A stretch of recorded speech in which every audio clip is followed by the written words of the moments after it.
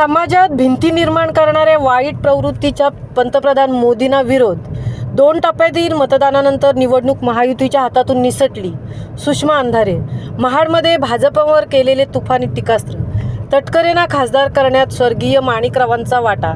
सौ स्नेहल जगताप कामत. जाहीर प्रचार सभेला नागरिकांचा उदंड प्रतिसाद.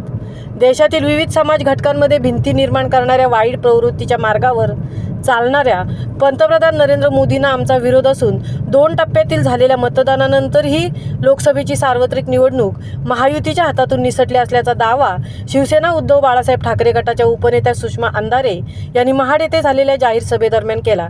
माजी केंद्रीय मंत्री अनंत गीते यांच्या प्रचारार्थ महाड शहरातील छत्रपती शिवाजी महाराज चौकामध्ये काल सायंकाळी प्रचार सभेचे आयोजन करण्यात आले होते.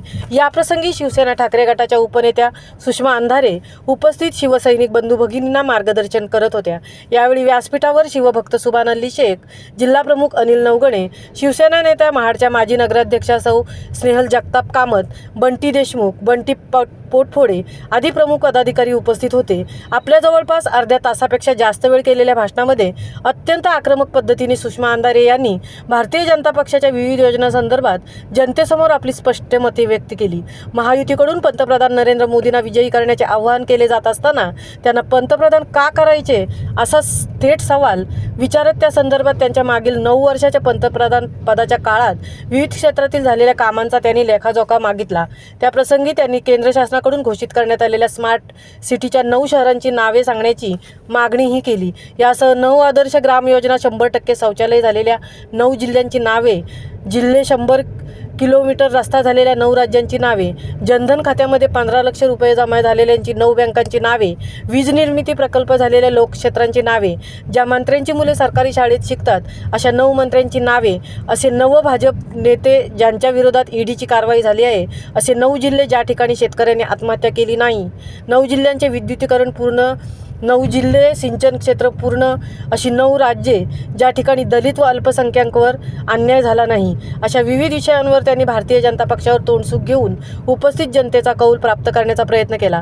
शिवसेना व राष्ट्रवादी पक्षातच विरोध करून आता भारतीय जनता पक्षाकडे जाणाऱ्या आमदार भरत गोगावले व खासदार सुनील तटकरे हे अनुक्रमे नामदार एकनाथ शिंदे व नामदार अजितदादा पवार यांचा दगा ठरणार नाहीत याची गॅरंटी काय, असा सवाल त्यांनी विचारला. केंद्र शासनामार्फत दिल्या जाणाऱ्या कोट्यावधी रुपयांच्या जाहिराती देऊन सरकार निवडून येत नसते असे स्पष्ट मत नोंदवले.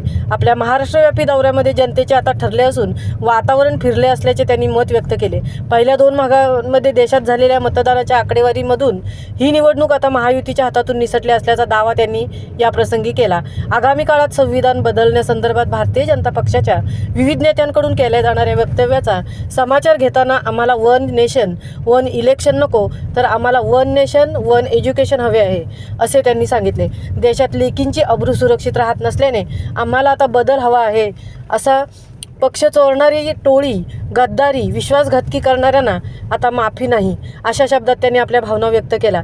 तसेच निष्कलंक स्वच्छ चारित्र्याचे माजी केंद्रीय मंत्री अनंत गीते यांना पुन्हा लोकसभेत पाठवण्याकरता सर्वांनी बहुमताने मतदान करावे असे आवाहन केले.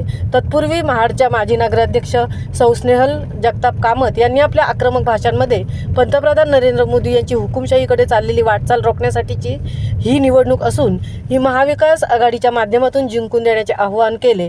खासदार सुनील तटकरे यांच्या संदर्भात आक्रमक पद्धतीने आपले विचार मांडताना सौ स्नेहल जगताप यांनी 2004च्या माणिकरावांच्या विजयात आपण सहभागी होतात हे मान्य केले, तर 9 मध्ये झालेल्या माणिकरावांच्या पराभवाला जबाबदार कोण, असा सवाल केला. शिवभक्त सुभान अल्ली शेख यांनी तटकरेंच्या रक्तामध्ये गद्दारी असल्याचे मत व्यक्त केले.